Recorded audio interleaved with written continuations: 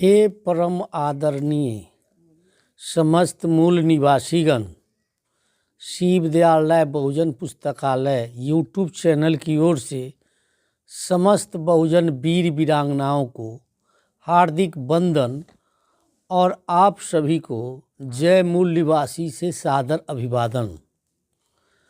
आज हम बात करते हैं स्वामी विवेकानंद जी के बारे में। स्वामी विवेकानंद जी का जन्म 12 जनवरी 1891 को कायस्थ परिवार में हुआ था। वे वेदांती थे, वैदिक नहीं। वेदांत वेद के विपरीत है। वेदांत का अर्थ वेद का अंत है। वेद ईश्वरवादी है और वेदांत अनिश्वरवादी। वेद ईरानी धर्मशास्त्र अवेस्ता से विकसित हुआ है और वेदांत कहीं न कहीं शरमन बुद्ध और शरमन महावीर के ज्ञान से विकसित हुआ है। हालांकि वेदांत को भी वर्ण व्यवस्था के समर्थकों ने दूषित किया, जैसा कि उन्होंने आध्यात्मिक परंपरा के साथ किया है। हर आध्यात्मिक परंपरा की पुस्तक में पंडा पुरोहित वर्ग ने अपनी कामचोर संतानों के फायदे के लिए वर्ण श्रेष्ठता, पुरुष श्रेष्ठता और पुजारी श्रेष्ठता जैसी बातें घुसाई हैं। ऐसा ही वेदांत के साथ किया गया है।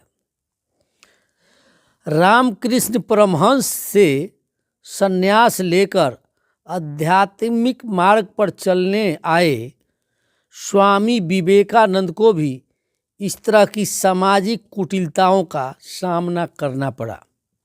जब विवेकानंद विश्व धर्म संसद अमेरिका में बोलने वाले थे, तब दूषित सामाजिक वर्ण व्यवस्था के सबसे बड़े ठेकेदार शंकराचार्य ने स्वामी विवेकानंद को तथाकथित हिंदुत्व का प्रवक्ता मानने से इनकार कर दिया। शंकराचार्य ने कहा कि तुम वर्ण व्यवस्था में सबसे निचले पायदान पर हो, चतुर्थ वर्ण के हो, इसलिए तुम हमारे धर्म के प्रवक्ता नहीं हो सकते। इस पर स्वामी विवेकानंद बहुत निराश हो गए। तब स्वामी विवेकानंद को एक बौद्ध भिक्षु और नागरिक धम्मपाल, जो कि श्रीलंका के थे, भारत में ही निवास करते थे, भिक्षुक और नागरिक धम्मपाल भी विश्व धर्म संसद में अपने वक्तव्य देने पहुँचे थे, ने अपने समय में से 5 मिनट का समय विवेकानंद जी को दिया और विश्व धर्म संसद से अनुरोध किया कि स्वामी जी को बोलने दिया जाए। विश्व धर्म संसद में स्वामी विवेकानंद ने महान भारतीय बौद्ध भिक्षु नागार्जुन के शून्यवाद के सिद्धांत पर अपना प्रवचन किया। उसके बाद उन्हीं धूर्तों ने स्वामी जी की प्रशंसा की, जो स्वामी जी को धर्म का प्रवक्ता मानने से इनकार कर रहे थे। शिकागो विश्व धर्म सम्मेलन में विवेकानंद के चैंपियन बनने के उपलक्ष्य में एक सभा का आयोजन किया गया और सभा की अध्यक्षता के लिए कलकत्ता न्यायालय के मुख्य न्यायाधीश सर गुरु दास बंदोपाध्याय को आमंत्रित किया गया, तो उन्होंने अध्यक्षता करने से यह कहते हुए इनकार कर दिया कि वह एक शूद्र का सम्मान नहीं कर सकते।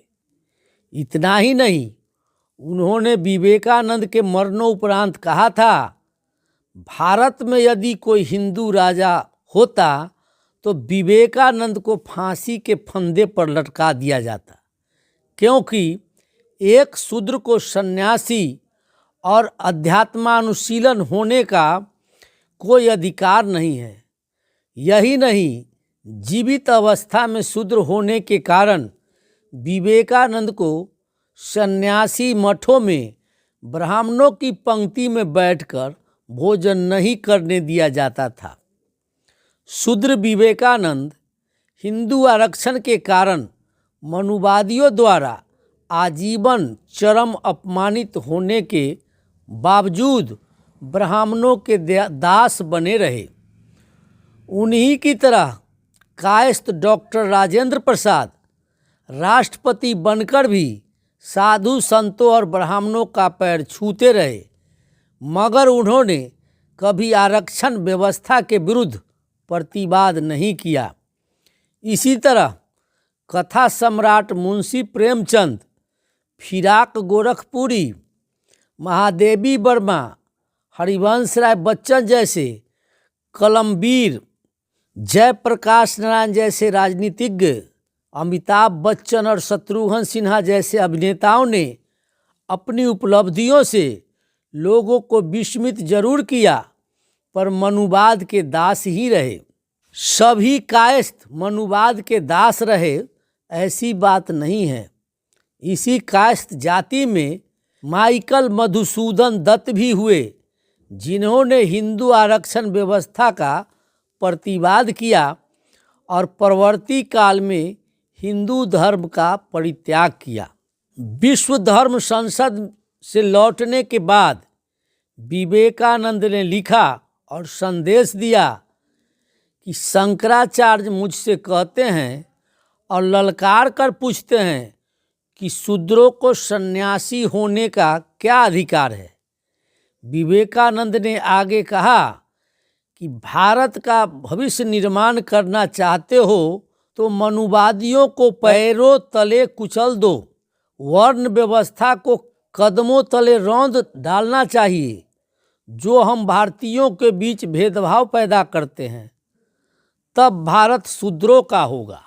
विवेकानंद जी ने कहा कि जिस देश के लाखों लोग महुए के फूल खाकर जी रहे हैं और 10-20 लाख साधु और मनुवादीगण इन गरीबों का रक्त चूसते हैं और उनकी उन्नति के लिए रत्ती भर भी प्रयास नहीं करते हैं, वह देश नहीं नरक है और वह धर्म नहीं बल्कि पिशाच का तांडव है।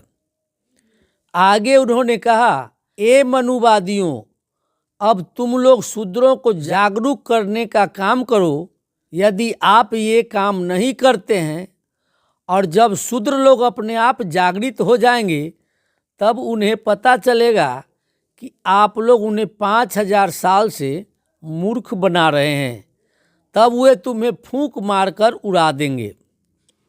वास्तव में मनुवादी ने हम मूल निवासियों को मूर्ति का डर दिखाकर कमज़ोर किया और हमारे दिमाग पर कब्जा किया है, जबकि मूर्ति में कोई शक्ति नहीं होती है क्योंकि वह पत्थर मिट्टी का एक बूत है।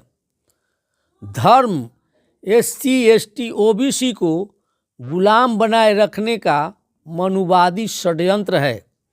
इसलिए बहुजनों, धर्म उर्फ षड्यंत्र को लात मार दो। 85% मूल निवासी बहुजन आज़ादी की शुरुआत यहीं से करो।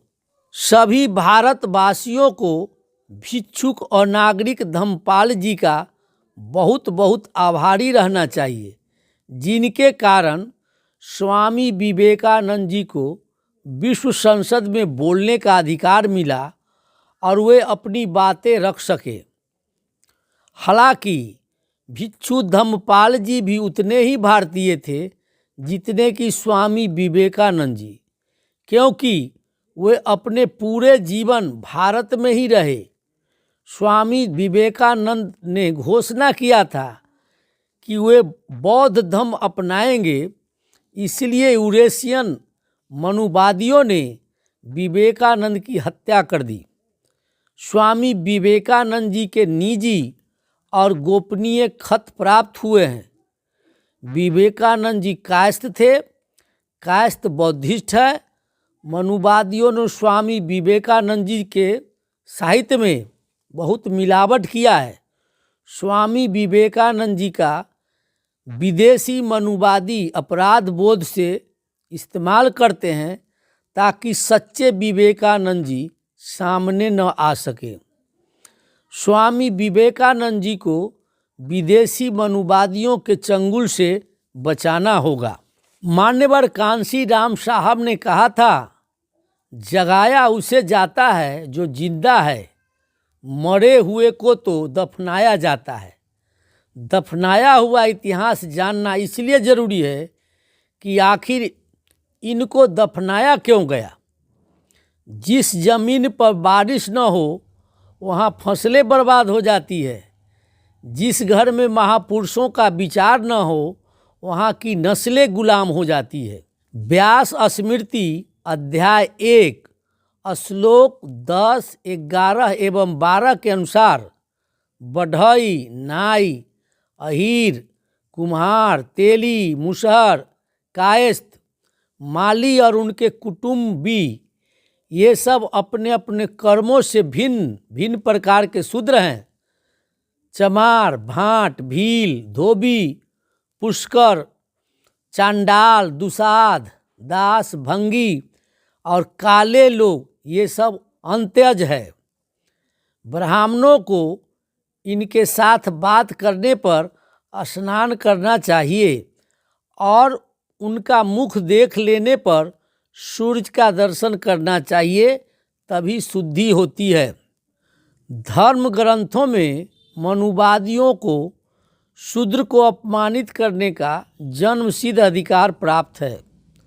संविधान लागू होने के बाद भी मनुवादी परोक्ष तौर पर इसे लागू रखना चाहते हैं और मान सम्मान और स्वाभिमान और सिद्धांत से समझौता कर पद लोलूप, धन लोलूप और सत्ता लोलूप बहुजन तथा तथाकथित बहुजन नेता इसे पसंद करते आ रहे हैं। स्वामी विवेकानंद जी को कोटि कोटि नमन। आप लोगों ने बड़े धैर्य से हमें सुना, इसलिए कोटि कोटि आभार। फिलहाल इतना ही, फिर मिलते हैं अगले वीडियो के साथ। अगर वीडियो पसंद हो तो सब्सक्राइब करें, लाइक करें और शेयर करें।